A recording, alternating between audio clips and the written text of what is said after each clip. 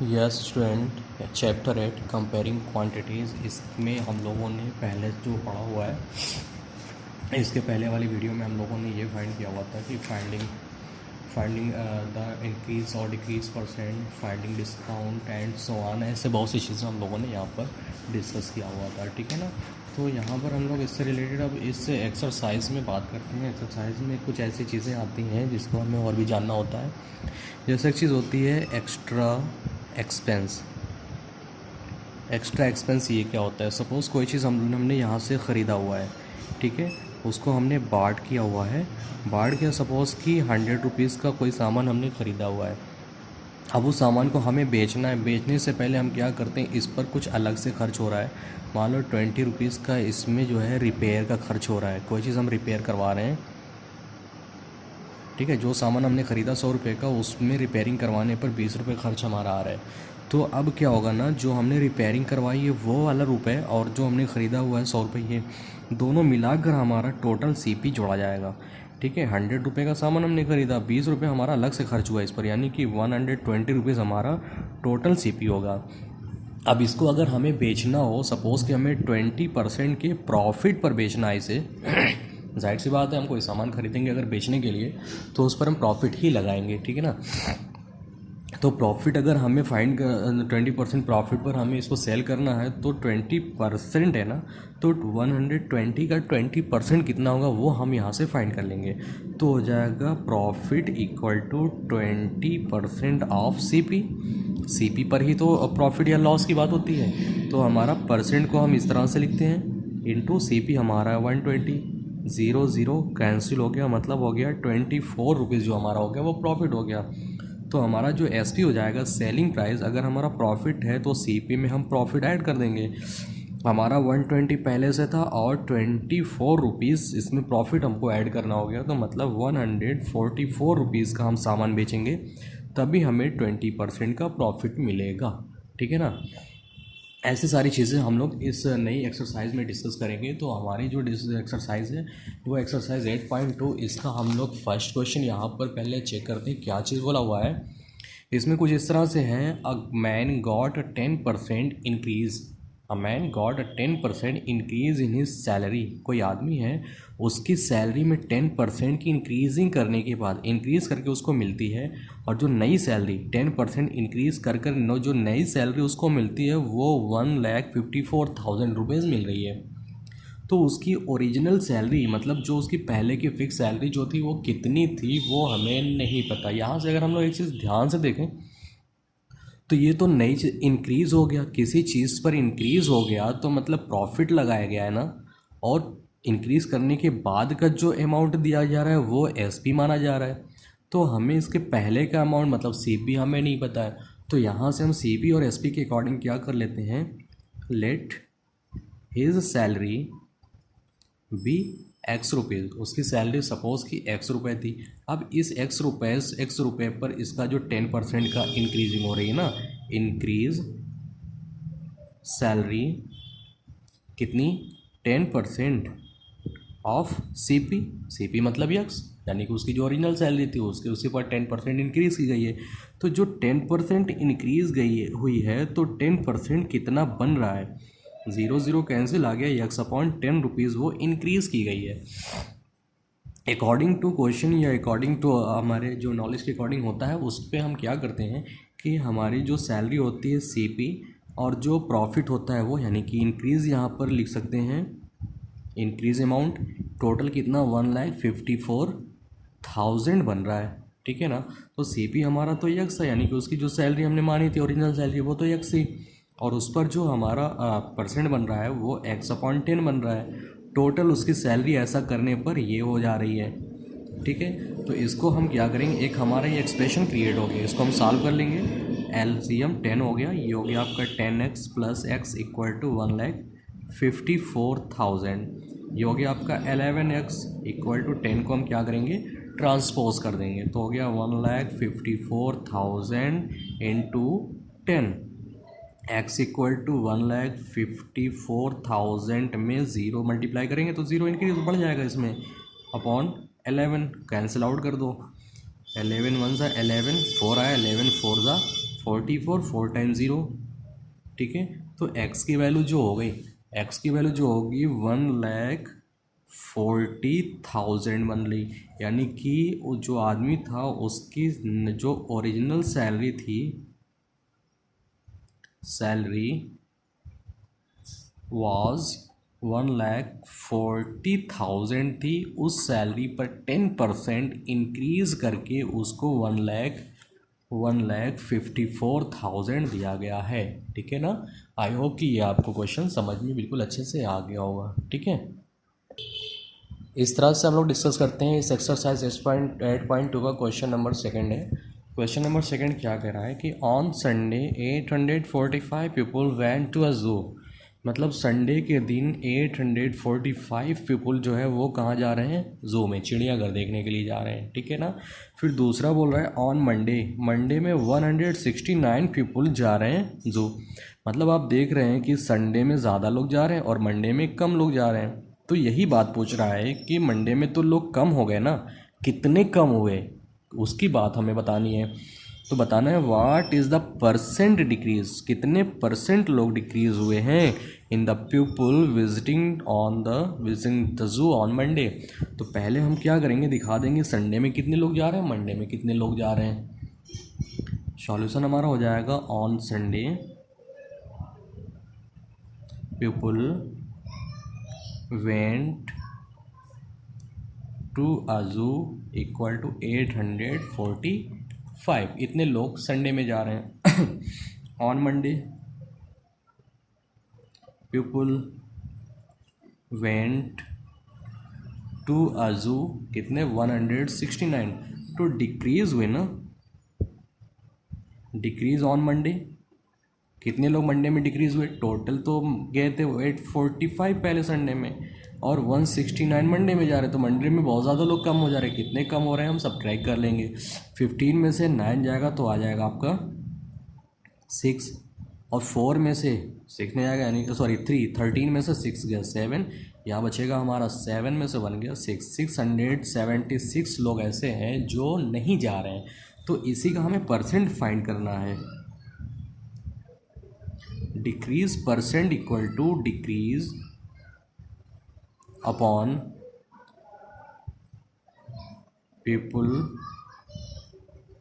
Went on Sunday into 100, ये तो हमारा फार्मूला होता है, ठीक है ना। तो डिक्रीज कितने हैं, 676 डिक्रीज हो रहे हैं, और संडे में कितने लोग जा रहे हैं, 845 लोग जा रहे हैं इनटू 100। आप देख रहे हैं अगर 5 से कैंसिल आउट हो रहा है तो हम 5 से कर सकते हैं, क्योंकि ये यहाँ पर लास्ट में 5 और ये 100 है, तो 5 से दोनों कैंसिल आउट हो सकते हैं।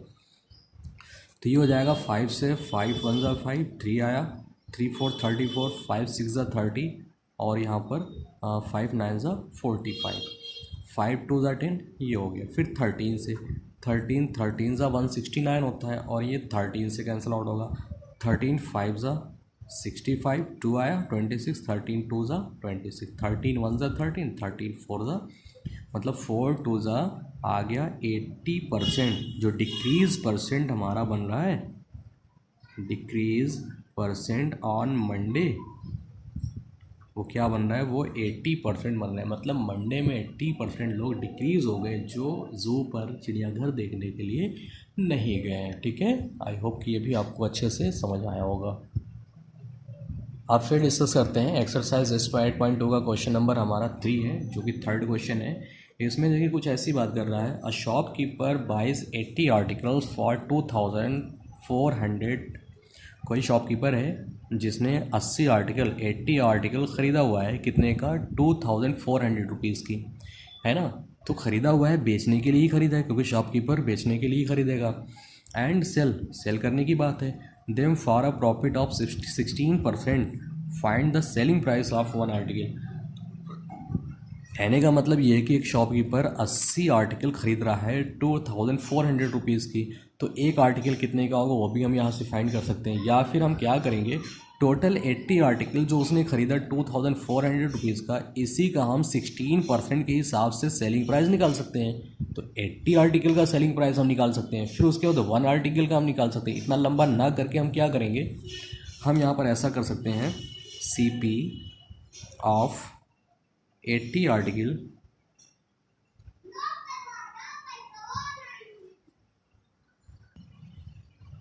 तो ये होगा हमारा CP ऑफ 80 आर्टिकल्स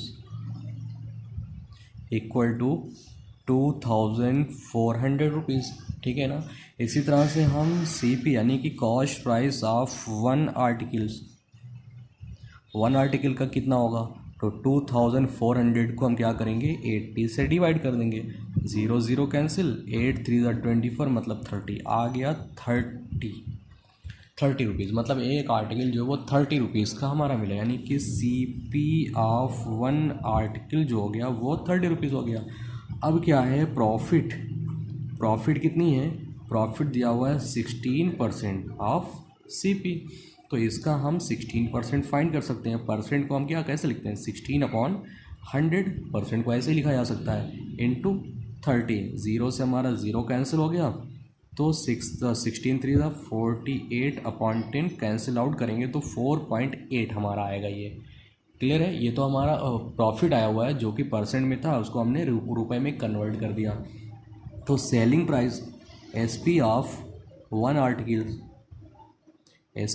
आर्टिकल कितना है, एक आर्टिकल का जो CP और प्लस प्रॉफिट है ना, तो हमारा जो CP था वो 30 रुपीज़ का था और प्रॉफिट जो हमारा बना हुआ है वो 4.8 रुपीज़ का बना हुआ है। ठीक है, हो गया ये 34.8 रुपीज़ का हमारा सेलिंग प्राइस होगा, जो कि एक आर्टिकल का सेलिंग प्राइस होता है। और यही हमसे पूछा हुआ है, यहाँ पर पूछा हुआ था कि find the selling price of one article, एक आर्टिकल का सेलिंग प्राइस हमसे पूछा हुआ था, तो हमने डायरेक्ट सिर्फ एक ही आर्टिकल की बात की, ना कि 80 आर्टिकल की। ठीक है ना। अब आते हैं क्वेश्चन नंबर 4। देखिए इस तरह से इसमें एक्स्ट्रा एक्सपेंस की बात है इस क्वेश्चन में। The cost of an article was 15,500।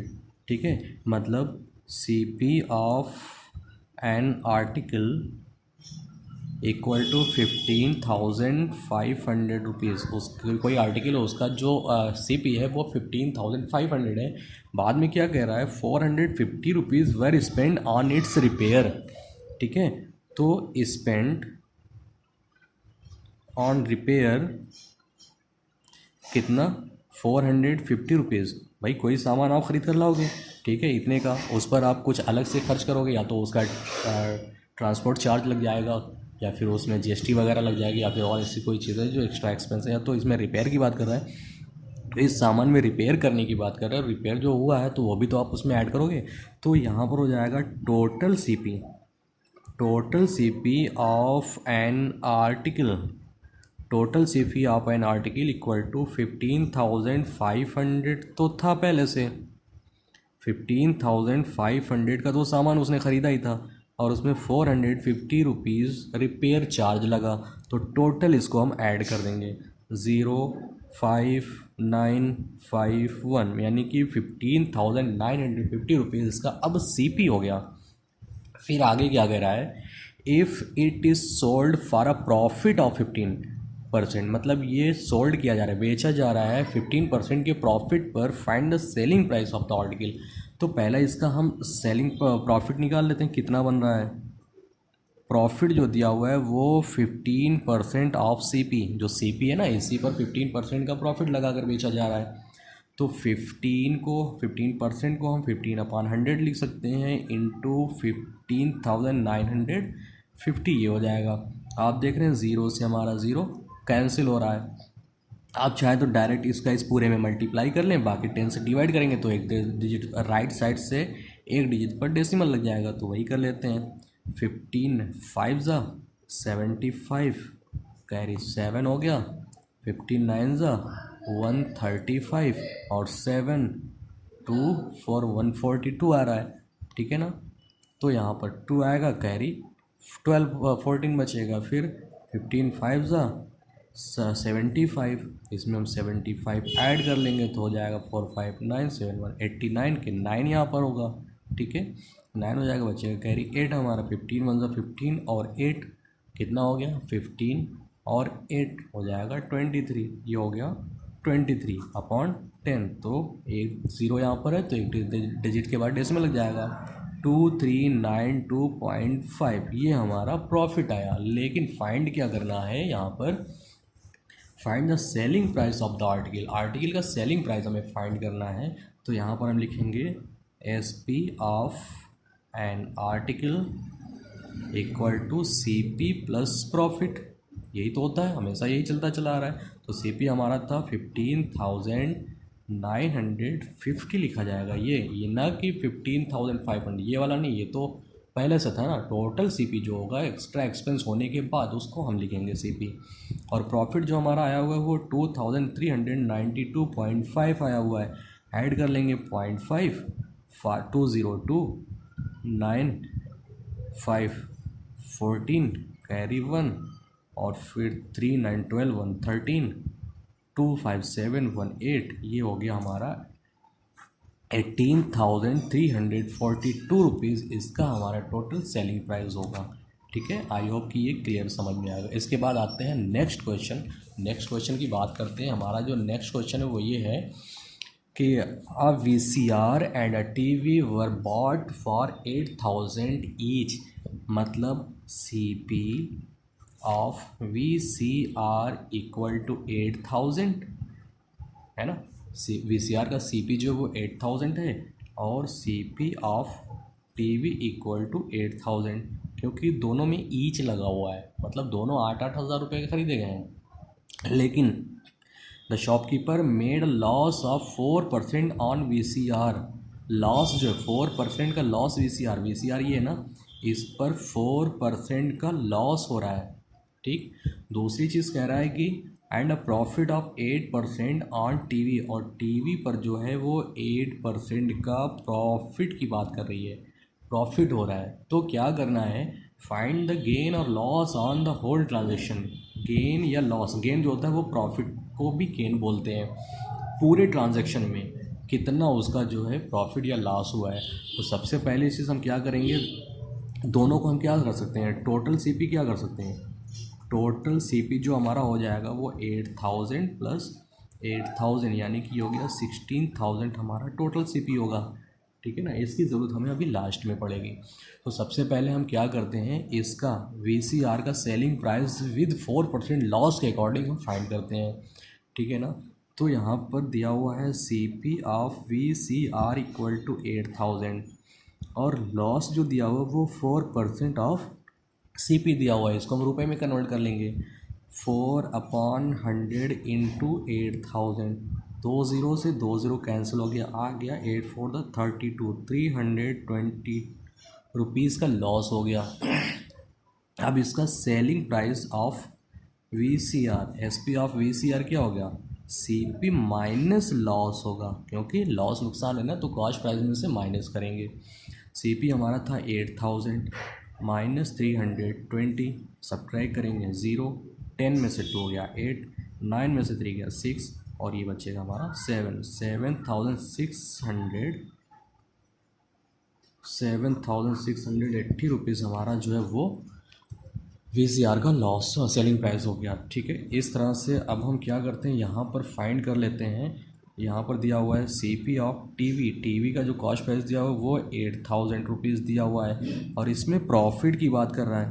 Profit है 8% ऑफ CP यानी कि 8/100 इंटू 8,000, 2 ज़ीरो से 2 ज़ीरो कैंसिल, 8 8 64 यानी कि 640 रुपीज़ का प्रॉफिट होगा।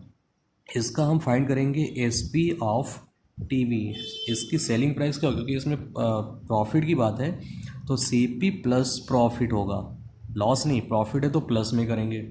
ये हो जाएगा हमारा 8,000 और प्लस 640, तो हो जाएगा 8,640 रुपीज़ की SP ऑफ TV की सेलिंग प्राइस होगी। ठीक है, तो टोटल SP कितना हो गया, एक तो हमारा था 7,680 और दूसरा 8,640, ऐड करेंगे 0, 4 8 12 के 2 कैरी 1, 6 6 12 1 13 के 3 कैरी 1, 8 7 15 1 16 यानी कि 16,300 20 इतना हमारा SP आ गया। तो आपका जो CP था, टोटल CP यहाँ पर आप जरूरत आ गई ना, टोटल CP हमारा जो था वो 16,000 था और टोटल SP जो आया हुआ है वो 16,320। तो आप देख रहे हैं SP is greater than CP। तो ऐसा होने पर क्या होता है, प्रॉफिट होता है, जिसे हम गेन भी कहते हैं। ठीक है, तो हम लिख सकते हैं गेन पूछा हो तो gain equal to SP minus CP, 16,320 minus 16,000, तो हमारा 320 रुपीज़ का गेन हो गया। ठीक है, आई होप कि ये चीज़ आपको बहुत ही अच्छे से समझ में आई होगी। ठीक है, तो यहाँ पर फ़िलहाल 5 क्वेश्चन इसमें हैं, इसके बाद नेक्स्ट वीडियो में आपके जो बचे हुए क्वेश्चन उसको करवाते हैं। ठीक है।